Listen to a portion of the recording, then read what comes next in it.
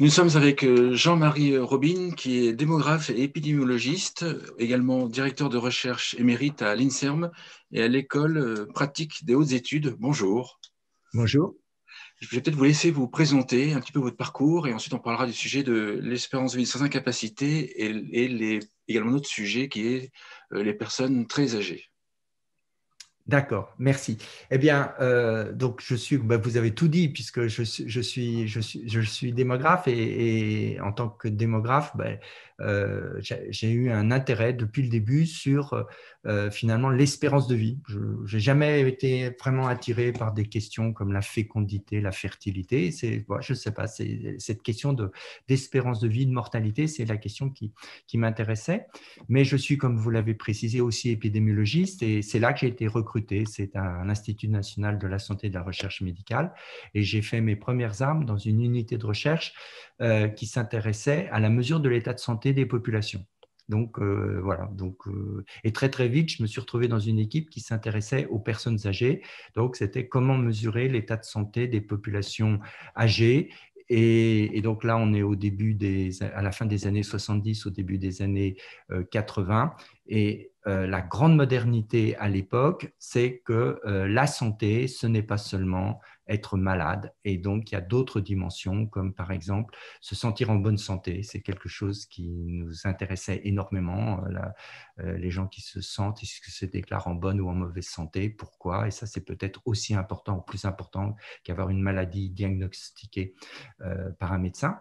Et puis, surtout, à cette époque, il y avait une montée en puissance d'une appréciation fonctionnelle de l'état de santé, c'est-à-dire avec l'idée que finalement être en bonne santé, c'est peut-être une vision très utilitariste ou très économique, c'est pas tellement avoir des maladies ou se percevoir en bonne ou en mauvaise santé, mais c'est bien fonctionner dans la société et à tous les niveaux. Et c'est sur ces dossiers que je me suis retrouvé, j'ai fait mes premières recherches, c'est sur la mesure de l'incapacité.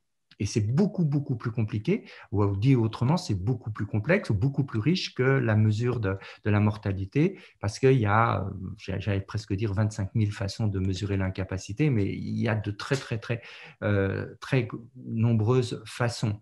Et juste quand même, parce que en fait, si on s'intéresse à l'individu en général, dans son environnement, dans sa vie, euh, finalement, être en incapacité, c'est être défavorisé par rapport aux autres. C'est-à-dire, c'est par exemple ne pas pouvoir avoir d'enfants, ne pas pouvoir travailler ou ne pas pouvoir avoir une participation sociale, une intégration sociale. Donc, on est à un niveau très, très général et qui met en cause aussi bien les capacités de l'individu, ce qui est vraiment lui, de son environnement, de l'organisation sociale. Donc ça, on est un des extrêmes et c'est une des choses qui m'intéresse le plus. On est très proche de la qualité de la vie. Et puis de l'autre côté, avoir une incapacité, c'est peut-être avoir tout simplement un des organes qui ne fonctionne pas ou qui fonctionne mal, comme par exemple on ne voit pas, donc on est aveugle. Et bien là, on a une déficience sensorielle. Et donc, des déficiences, on peut en avoir des centaines, des milliers de déficiences. On peut avoir une difficulté à plier les doigts de la main. Certaines vont avoir des conséquences dans la vie, certaines vont entraîner de vraies limitations fonctionnelles. Donc, il y a des choses qu'on ne pourra pas faire parce que ces déficiences sont trop importantes. On ne pourra pas marcher, par exemple. Mais marcher, ce n'est qu'une fonction, qu'une grande fonction. On ne pourra pas voir, pas entendre. Et dans certains cas, ces fonctions empêcheront même l'exercice d'un certain nombre de rôles sociaux qui sont très, très importants, comme par exemple travailler, parce qu'avoir une participation sociale, si on ne peut pas travailler, ce n'est pas évident, ou bien avoir des enfants, élever des enfants. Et donc, vous voyez qu'il y a beaucoup de niveaux entre la simple déficience et puis le désavantage général en tant que citoyen dans une société. Donc, c'est vraiment là-dessus que j'ai travaillé mes premières années de l'INSERM. Et puis, j'ai été envoyé, enfin, comme tout jeune chercheur, je suis parti à l'étranger et moi, mes armes à l'étranger, je dirais mes années à l'étranger, je les ai fait au Canada. Et, et je suis resté dans le même sujet. Donc, j'ai lu beaucoup de papiers sur comment peut-on mesurer la qualité d'une population. Donc, c'était quand même toujours autour de rechercher une mesure de la santé, mais d'une façon très, très fonctionnelle. Donc, ça tournait autour de l'incapacité. Et dans mes lectures, j'ai trouvé les papiers d'un certain Sullivan qui proposait tout simplement, pour avoir la meilleure mesure possible de la qualité de vie finalement des personnes âgées, c'est d'injecter dans le calcul de l'espérance de vie. Donc rappelez-vous, je suis démographe et j'avais cet intérêt, cette fascination pour l'espérance de vie, la table de mortalité, d'injecter une information sur l'état de santé des individus au moment où on est en train de cumuler dans le calcul de l'espérance de vie toutes les années vécues. Et donc, paf, j'ai pu connecter les deux. C'est finalement, pour moi, c'était évident. Pour décomposer les années vécues selon qu'elles avaient été vécues en bonne ou mauvaise santé, il fallait avoir une approche fonctionnelle sur l'état de santé.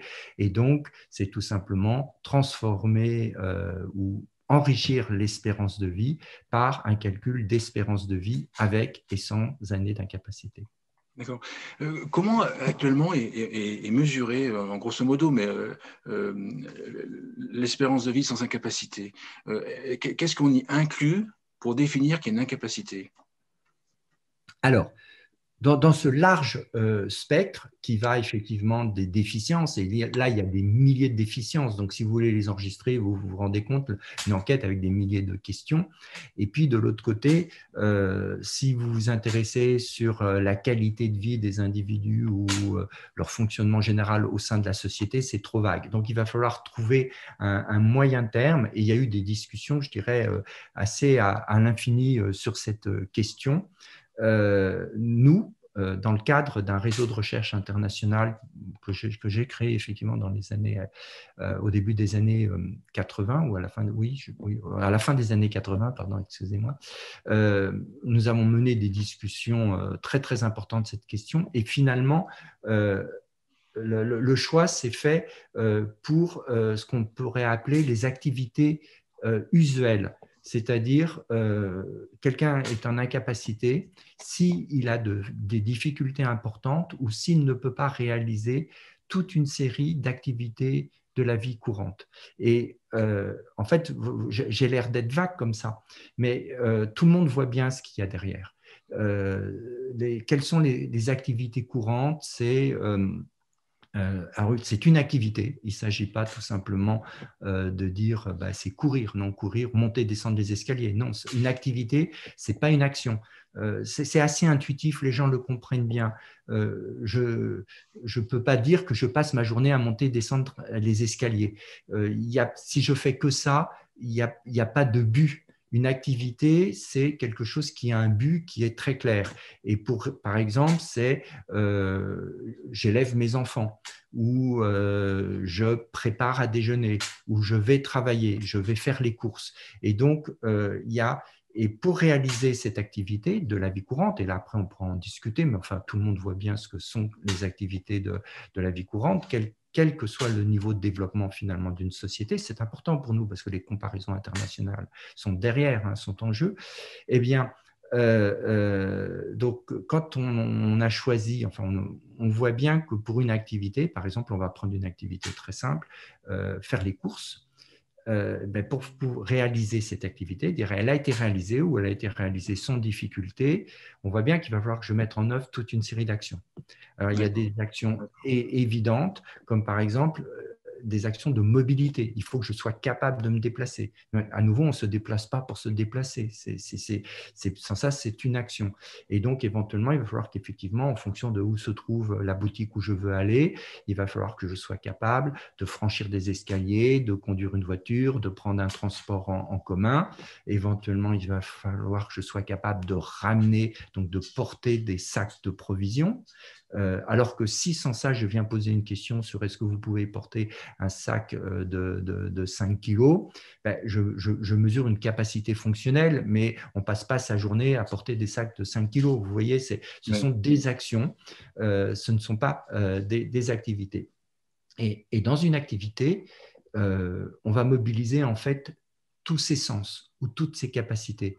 Parce que si je n'ai pas toute ma tête, si je n'ai pas été capable d'écrire la liste des choses que je voulais acheter, ou si je ne suis pas capable de m'en souvenir, si je sors pour aller faire des courses et qu'à mi-chemin, je ne sais plus ce que je voulais acheter, ou si je ne connais pas, je ne suis pas orienté dans l'espace et que je ne retrouve pas mon chemin pour rentrer à la maison, je ne pourrai plus réaliser cette activité très simple de la vie courante qui est de faire les courses. Donc, on voit bien qu'en fait, si je ne vois pas, si j'ai des troubles sensoriels importants, si je ne vois pas, j'aurai du mal, j'aurai beaucoup de mal. Donc là, il y a un véritable enjeu, c'est-à-dire qu'avec des limitations fonctionnelles, même très, très sévères, à cause d'une déficience profonde de la vision, je peux quand même réaliser l'activité qui est de faire les courses. J'ai été faire les courses, je me suis déplacé avec ma canne blanche, je me suis débrouillé, mais du coup, j'ai surmonté cette difficulté, mais je n'ai pas eu d'incapacité au sens de limitation dans les activités de la vie courante. D'accord. Alors maintenant, ceux qui nous écoutent, ils doivent se dire que actuellement, l'espérance de vie sans incapacité, suivant qu'on la définit, pas en termes d'action, mais en termes d'activité, elle devrait être assez élevée et proche de l'espérance de vie tout court. Moi, quand j'ai découvert le chiffre aussi faible de l'espérance de vie sans incapacité, j'étais stupéfait. Est-ce que vous pouvez nous Eh donner ben, la réponse? Quelle est en ce moment l'espérance de vie sans oui, incapacité? oui, non, mais alors après, ça nous permettra peut-être de rediscuter sur ce que sont les activités de la vie courante. Actuellement, alors d'abord, l'espérance de vie, parce que pour voir de quoi on parle. Alors, l'espérance de vie est de l'ordre de 85 ans et demi chez les femmes françaises et de l'ordre de à peu près presque 80 ans, on va dire 80 ans chez les hommes, soit 79,7 ans pour les valeurs. Je ne parle pas pour l'année 2020, puisque vous savez très bien qu'on a eu une forte diminution de l'espérance de vie en 2020, mais disons qu'en 2019, on avait atteint une espérance de vie, on avait réatteint, parce qu'on est sur un espèce de plateau depuis quelques années, on avait réatteint une espérance de vie de 85,5 ans chez les femmes et d'environ 80 ans chez les hommes. Et donc, ce qui est important, ça veut dire qu'il y a une différence, vous voyez, qui n'est pas du tout négligeable entre l'espérance de vie des hommes et des femmes. En termes d'espérance de vie sans incapacité, telle que je l'ai définie, c'est-à-dire ne pas avoir de difficulté pour réaliser les activités usuelles, les activités voilà, de la vie courante ou d'impossibilité à les réaliser, cette espérance de vie est inférieure à 65 ans. Elle est de l'ordre de pratiquement 64 ans chez les hommes et de presque 65 ans chez les femmes.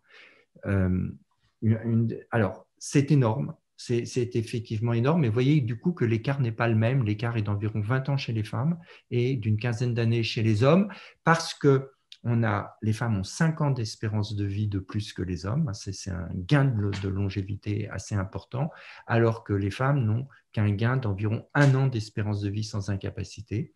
Je répète, à peu près 64,5 ans d'espérance de vie sans incapacité chez les hommes et 63,5 ans chez les hommes et 64,5 ans chez les femmes. Donc, l'écart est beaucoup plus faible. Il y a pratiquement une égalité en termes d'espérance de vie sans incapacité. Les femmes vivent aussi longtemps que les hommes. Alors, ce qui veut dire qu'en fait, que les femmes vivent plus longtemps avec une incapacité. Absolument, absolument.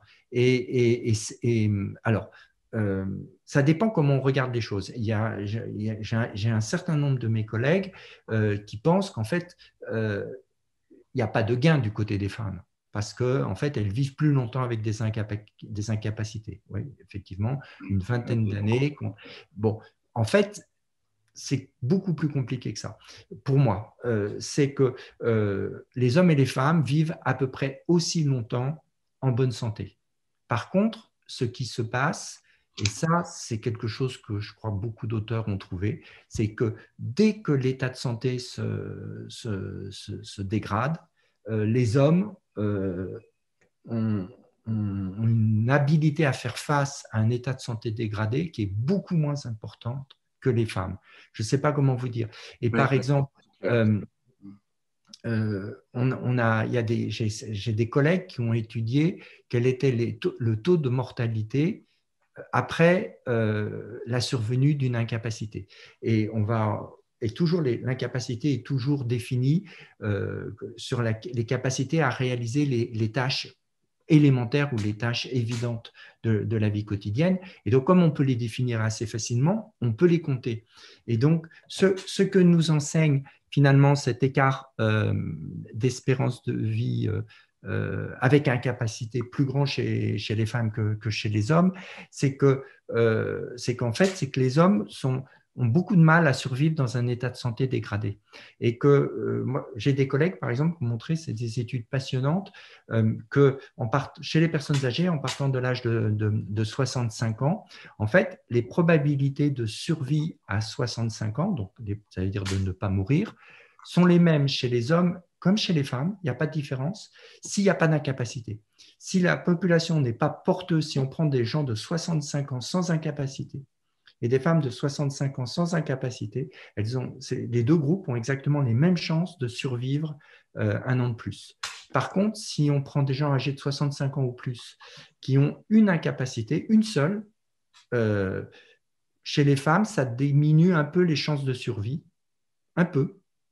Chez les hommes, ça les effondre totalement. La raison, quelle est la raison? C'est physique, c'est psychologique? Je ne sais pas, on va y revenir après. Laissez-moi juste terminer. Oui, si vous prenez maintenant des gens qui en ont 2 ou 3 ou 4, chez les hommes, ça ne change rien. C'est-à-dire, si on n'a pas d'incapacité, on a une survie identique aux femmes.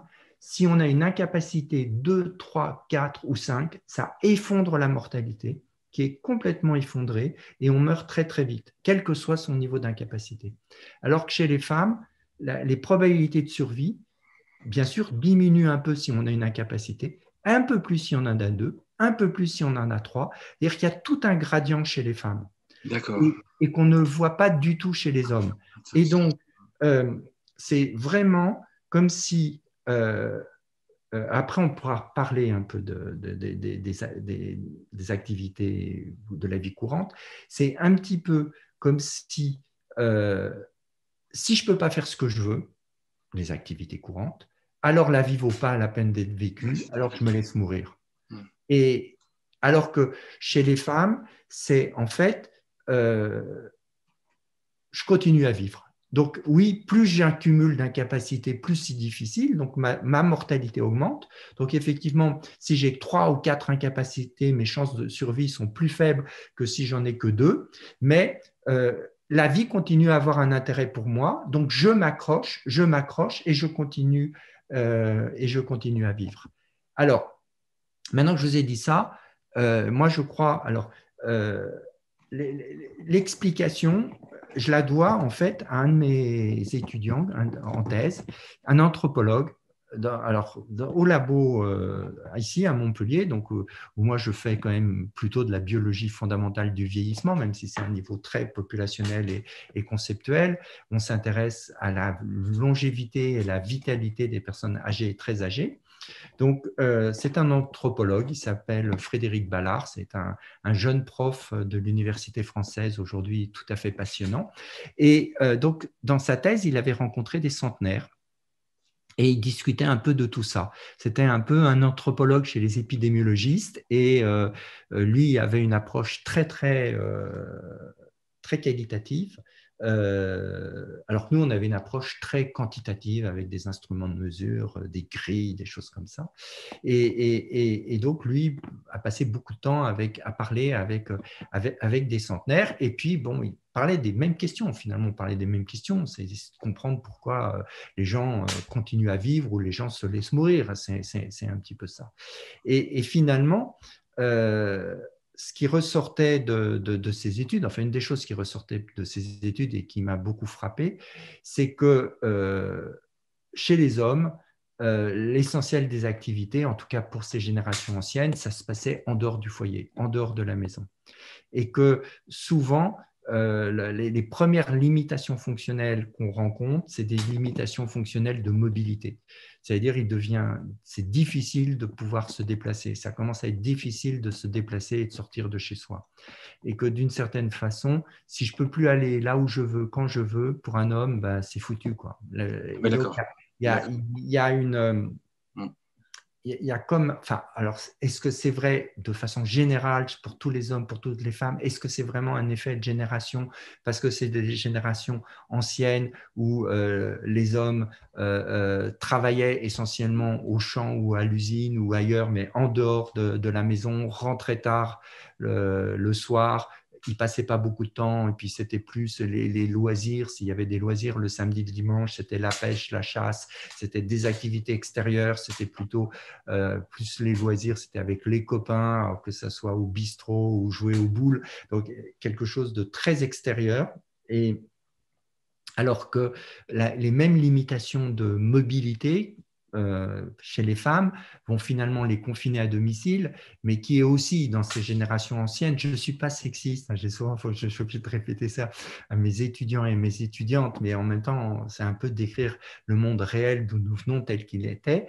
Finalement, la maison était beaucoup plus le monde des femmes et le fait d'avoir une limitation, même à la limite, si la limitation est très forte, si les femmes ne peuvent plus sortir ou beaucoup s'éloigner, sortir de leur jardin, aller faire les courses, il leur reste beaucoup d'activités. Et ça, c'est une première chose, cette dimension vraiment territoriale qui, je crois, est très, très importante. La maison, c'était vraiment l'espace des femmes. Et du coup, quand un homme ne peut plus sortir, il est un peu chez sa femme, quoi, finalement.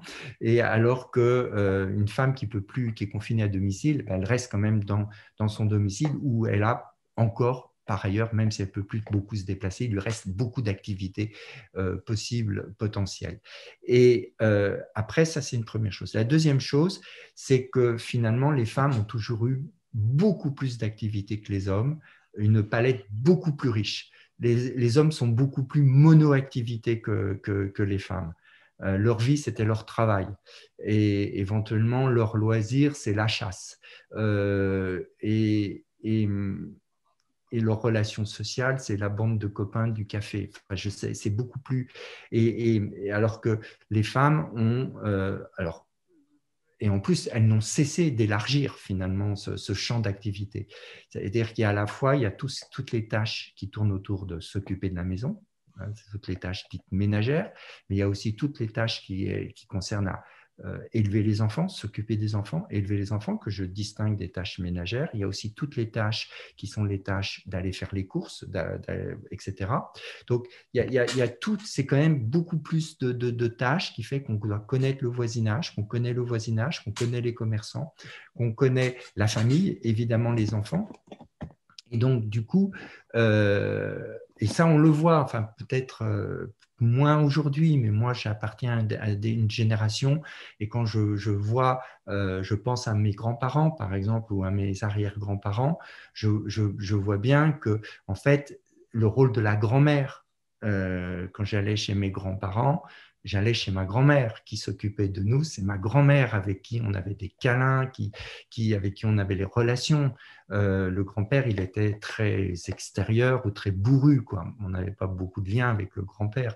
Moi, je me souviens d'avoir pris un coup de poing dans l'épaule de mon grand-père, qui me dit « Alors, ça va, mon petit gars ?» Et donc, je crois me souvenir encore de la douleur. Non, juste pour dire, donc, je pense que… et d'ailleurs, je reviens à mon jeune anthropologue, il était bien jeune à l'époque, qui me racontait qu'une femme vraiment dans un état d'incapacité importante, je crois qu'elle était alitée dans son lit, et qui disait, mais moi, non, je ne suis pas prête à mourir. Enfin, tant que ma petite fille, tant que ma petite fille vient me raconter ses histoires, et que moi je suis là pour l'écouter, je sers. Et donc on voit bien, voilà, alors je le dis avec des mots maladroits parce que je ne suis pas sociologue, je ne suis pas anthropologue, mais on voit bien qu'il y a une richesse dans les activités féminines qui finalement, en leur donnant toujours un rôle, je dirais, sans doute les protège, leur donne envie de vivre, de se battre contre les maladies et les protège de la mortalité. D'accord. Super, génial. Si on parle de l'autre sujet, votre sujet aussi des personnes très âgées, déjà peut-être définir pour ceux qui nous écoutent, qui nous regardent, qu'est-ce qu'une personne très âgée? Alors, c'est quelque chose dont on a aussi pas mal discuté. Alors ça, c'était plus dans les années 90, on n'en parle plus. Alors, en fait, on en parlait beaucoup dans les années 90 parce que un grand historien, sans doute un personnage qui est considéré aujourd'hui comme un des pères de l'histoire moderne, Peter Laslett, qui était prof d'histoire à l'université de Cambridge, lorsque, tard dans sa vie, je veux dire bien plus âgé que je le suis aujourd'hui, donc bien après un premier éméritat, je dirais, est vraiment parti en croisade sur la notion du quatrième âge, dont on débattait à l'époque. Et vraiment, et puis comme c'est un grand orateur et qui parlait très très bien, il avait, je sais pas, il avait peut-être plus de 90 ans, il participait encore à des conférences internationales, et il était là à expliquer que le quatrième âge, ce n'est pas un âge au sens où on l'entend. Le quatrième âge, donc être très âgé, ça répond à votre question, c'est finalement le moment où on devient dépendant. Donc on retombe sur l'incapacité et l'incapacité sévère. Mais tant qu'on reste indépendant, autonome, j'utilise exprès ces deux mots, qu'on confond aujourd'hui mais qu'on ne confondait pas à l'époque, on n'est pas rentré dans le quatrième âge, donc on est peut-être une personne âgée vieillissante, mais on n'est pas un vieux. Et ça, c'est peut-être la meilleure définition. Et cette définition, elle me vient toujours de mon jeune anthropologue, parce que je crois que c'est les questions qu'il posait aux centenaires qu'il rencontrait. Et par exemple, dans ce que les centenaires ne voulaient pas aller dans les EHPAD. Et d'ailleurs, ils ne voulaient pas aller non plus chez leurs enfants. Et ils voulaient rester chez eux. Et ils ne voulaient pas aller dans les EHPAD parce qu'ils avaient l'idée, enfin, ils ne savaient pas à quoi ressemblait une collectivité. Donc, le seul exemple qu'ils avaient, c'était quand ils étaient dans une caserne, quand ils étaient à l'armée. Et donc, pour eux, ça fonctionnait de la même façon. Et peut-être qu'ils avaient raison, mais ils ne voulaient pas être sous la loi de l'EHPAD. Ils ne voulaient pas être sous la loi de l'EHPAD. Alors, c'est vrai que s'ils n'ont pas le choix, ils étaient prêts à aller vivre chez leur fils, mais ça leur faisait très mal au cœur parce que je serais sous la loi de mon fils. Et donc, là, être sous la loi de quelqu'un, être à la merci de. Un vieux, c'est quelqu'un qui est sous la loi d'un autre, qui est à la merci d'un autre. Tant qu'on n'est pas à la merci, et donc, on voit bien qu'il y a toute la question derrière ça, de la maltraitance, de l'abus, des abus. On est une personne âgée vieillissante. Et ça, il décrivait très, très bien. Et pourquoi ils ne veulent pas aller dans les EHPAD? On parle de centenaires, hein, parce qu'ils sont tous vieux dans les EHPAD, parce que c'est des vieux. Donc, c'est des gens de 100 ans qui nous parlent de gens qui ont 75 ans ou 80 ans et qui disent c'est des vieux. Mais pourquoi c'est des vieux? C'est parce qu'ils sont des vieux, parce qu'ils sont bien sous l'autorité de l'EHPAD ou sous l'autorité de leurs enfants, ou parce qu'ils sont à la merci d'eux. Mais eux qui ne sont pas à la merci, ils ne sont pas vieux.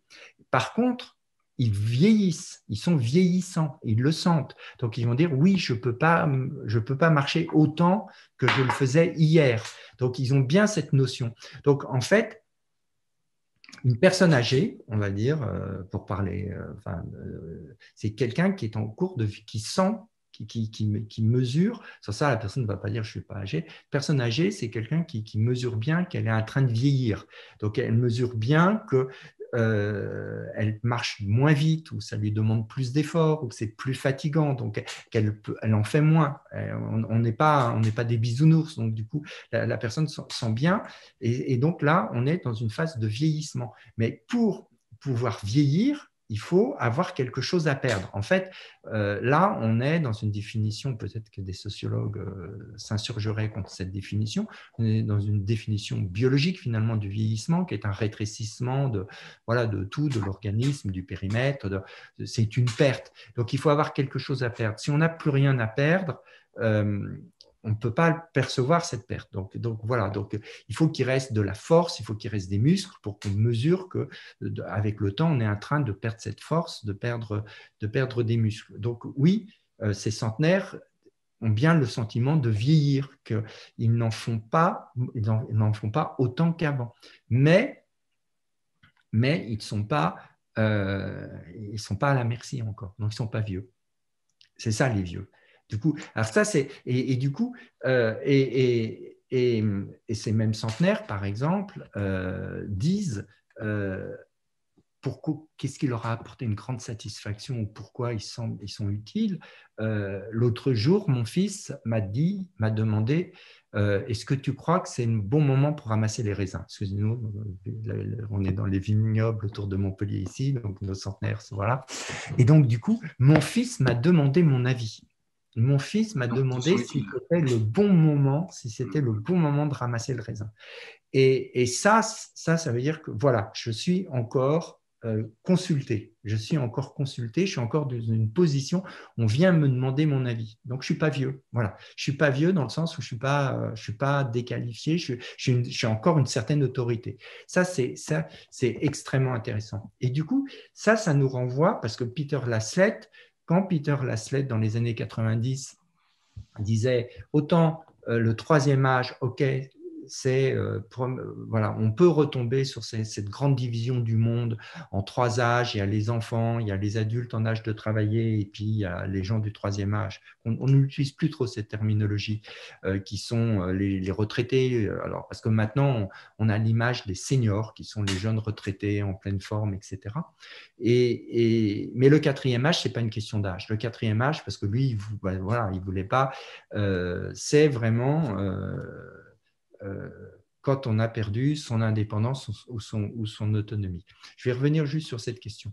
En fait, si lui était, je pense, si virulent sur cette question, c'est qu'il ne voulait pas, et il avait raison, être assimilé au quatrième âge, qui renvoie, c'est un historien, hein, et ça renvoie aux vieilles définitions. Quand on prend, par exemple, les premiers dictionnaires de langue française, hein, donc avant tout étant latin, je crois que on est au XVIe siècle à peu près, et qu'on regarde ce qu'est une personne âgée, un vieillard par exemple, ça les personnes âgées, les vieillards, c'est les gens âgés de 40 à 70 ans. Donc, on est jeune jusqu'à 40 ans. À partir de 40 ans, on est un vieillard. Et juste Sauvive, le grand démographe qui a créé l'INED, écrit dans les années 60-70 des textes qui commandent des tableaux statistiques qui s'arrêtent à 65 ans et plus, comme ça se faisait à l'époque. 65 ans et plus, c'était… Et il dit les grands vieillards, il écrit dans les années 60-70, les grands vieillards de 65 ans et plus. Juste pour montrer d'où on vient et comment la société a évolué extrêmement vite. Les seniors d'aujourd'hui, qui consomment, qui voyagent, qui s'occupent de leurs petits-enfants, étaient dans les années 60-70 des grands vieillards. Et donc, la notion de vieux, de très âgé, vous voyez, on ne sait pas trop quoi utiliser en France, elle vient des États-Unis, où c'est à peu près dans les années 90 que, effectivement, la question a émergé de distinguer les grand vieillard, on va dire, tu es plus de 65 ans. Et la question n'a jamais été tranchée, mais le mot est apparu, c'est les oldest old. Et on ne l'a jamais traduit en français. Hein. Donc, c'est les plus vieux des vieux. C'est ça que ça veut dire, les oldest old. Et les plus vieux des vieux, le débat, c'était est-ce que c'est 80, est-ce que c'est 85 ans, enfin, personne n'en savait, et on n'avait pas vraiment d'argument. Donc, on voyait bien qu'il n'y avait pas vraiment d'argument pour dire il y a une vraie limite d'âge, on n'est pas un oldest old avant 85 ans, mais on l'est après. Mais on voyait bien que le débat, c'était choisissez 80 ou 85 ans. Donc, je crois que c'est vraiment pour lutter contre cette idée de trouver une limite d'âge entre les vieux et les old que Peter Laslett insistait vraiment sur le quatrième âge. Ça ne doit pas être sur un critère d'âge, ça doit être sur un critère d'indépendance ou d'autonomie. Alors, aujourd'hui, on confond l'indépendance et l'autonomie, sûrement pour des raisons politiques ou de communication, parce que avant, on parlait de personnes âgées dépendantes et au moins depuis la création de la CNSA, la Caisse nationale pour la solidarité ou de solidarité pour l'autonomie, le mot autonomie a remplacé le mot indépendance ou le mot dépendance. On ne parle plus de personnes âgées dépendantes, mais on parle de personnes âgées en perte d'autonomie. Voilà. C'est extrêmement dommage. C'est extrêmement dommage parce que toujours dans les années 90, et là, c'est quelque chose la science, en fait, doit énormément à Cambridge ou à Oxford et à nos amis britanniques, même s'ils ne sont pas très sympathiques aujourd'hui avec le vaccin AstraZeneca, mais c'est vrai que les travaux qu'ils ont pu faire dans beaucoup de champs ont été remarquables et la France est souvent derrière en termes d'épidémiologie, en termes de gériatrie. On est souvent derrière nos amis britanniques et c'est vrai que beaucoup de journaux et des grands journaux sont publiés en Angleterre et donc ça a pu favoriser, enfin j'en sais rien. Et du coup, là, c'est un des grands gériatres britanniques qui s'appelle Grimley Evans qui avait proposé clairement dans les années 80 ou 90, je ne sais plus trop, de bien distinguer les deux concepts de dépendance et d'autonomie. Alors, en fait, en distinguant l'exécution comment dire, par exemple, une personne âgée qui ne peut plus faire elle-même, qui a besoin du recours de quelqu'un pour faire, est dépendante si elle continue à conserver le commandement. C'est-à-dire que si vous ne pouvez plus faire les courses vous-même, toute seule, parce que vous n'êtes plus capable de rentrer à la maison avec le sac qui fait 5 kilos, mais que vous gardez la main sur l'affaire, c'est-à-dire qu'en fait, vous faites la liste des courses, vous commandez à la personne qu'on a mis à votre disposition ou que vous avez embauché pour faire les courses, vous lui dites d'aller chez tel boucher parce que c'est à ce boucher-là que vous voulez acheter votre viande, vous gardez et vous dépendez de cette personne, vous êtes une personne âgée dépendante, mais vous gardez toute votre autonomie. L'autonomie étant définie par Grimley Evans comme la capacité de se gouverner soi-même. D'accord.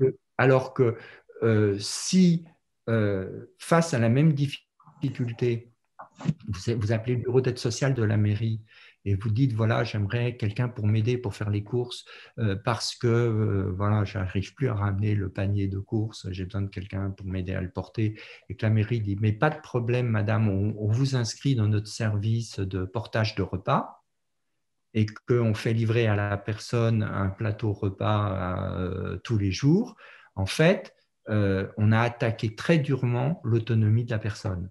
Parce qu'en voulant résoudre une question assez simple, effectivement, de limitation fonctionnelle, dans toute une chaîne bien plus importante, en fait, on prive la personne de décider de ses menus, de décider de ce qu'elle va manger, de où elle achète ses provisions, etc.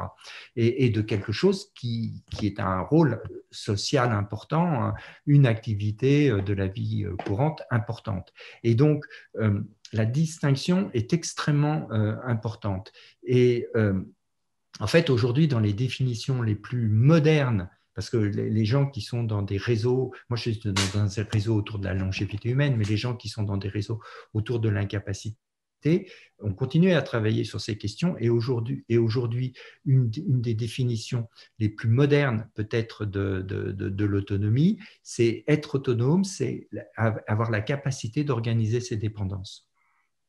D'accord.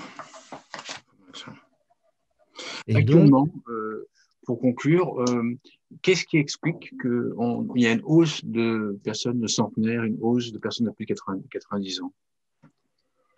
Alors, en fait, c'est très très simple. C'est l'effondrement de la mortalité entre les âges de 70 ans et de 90 ans. C'est-à-dire que on va découper la vie en très, très grands groupes d'âge. On a un premier groupe d'âge, on va dire, qui va de 0 à 20 ans. Ce sont les jeunes. Un deuxième groupe d'âge qu'on va faire aller de 20 ans à 50 ans. On va dire que ce sont les jeunes adultes.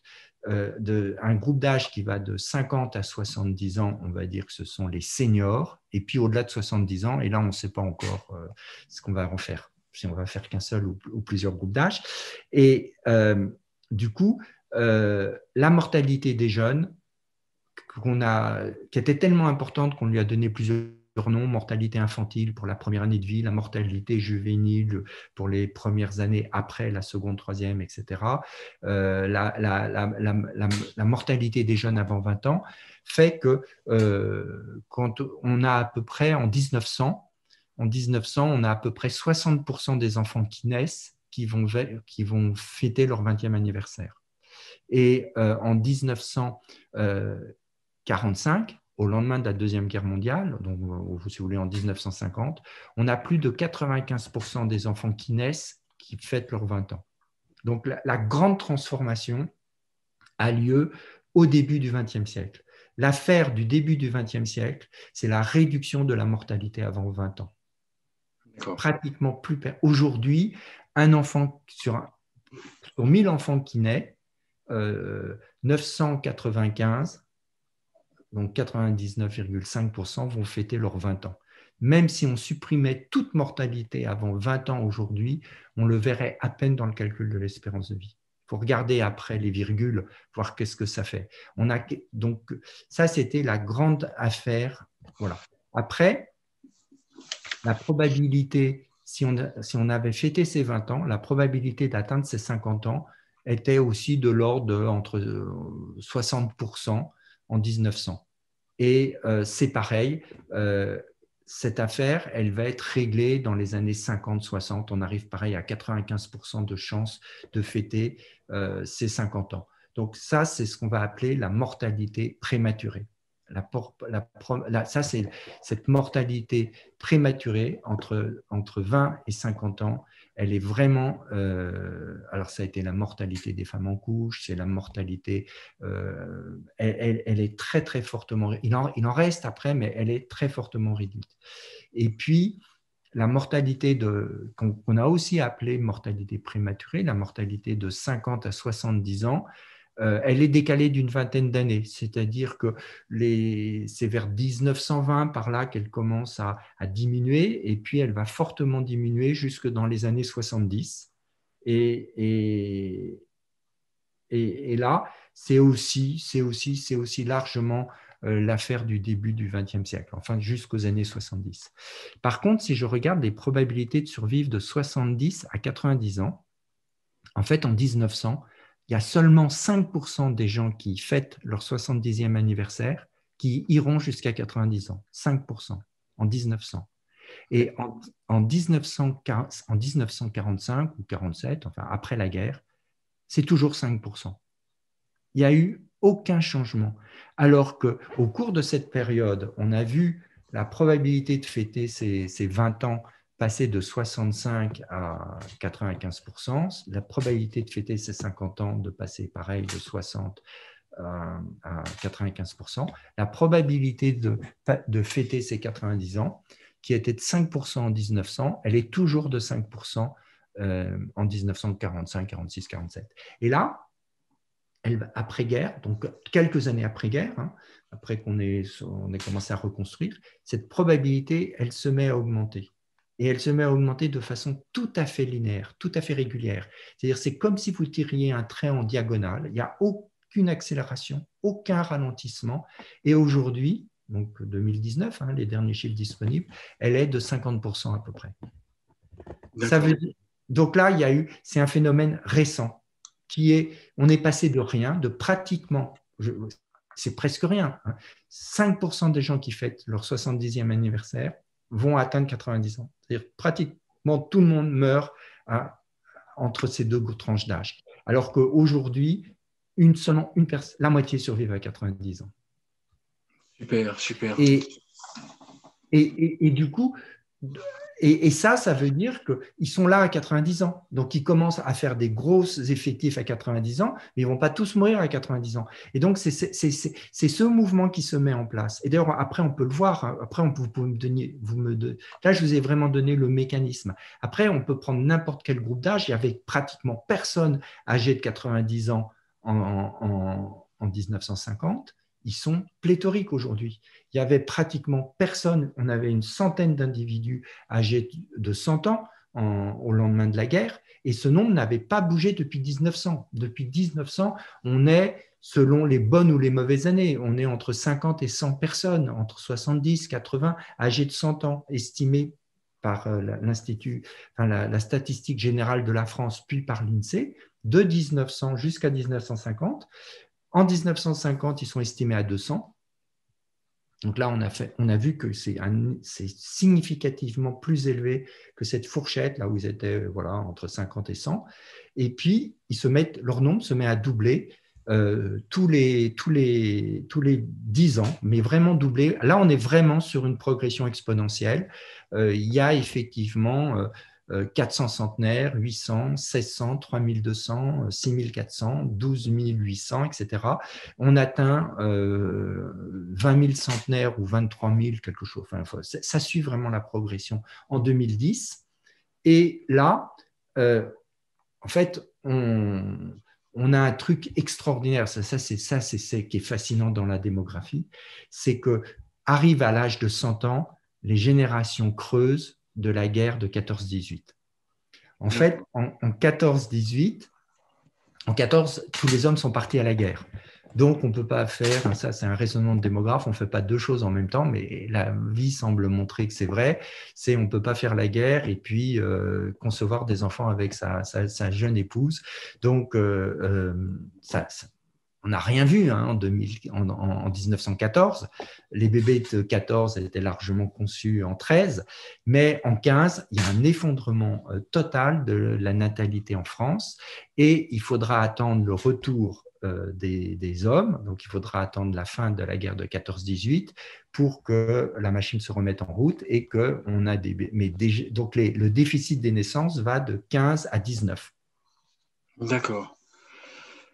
Et donc, les centenaires en 2019, et donc, en fait, les centenaires depuis 2015, on n'a pas assez de centenaires en France. C'est-à-dire le groupe d'âge qui va fêter ses 100 ans est moins nombreux qu'espéré.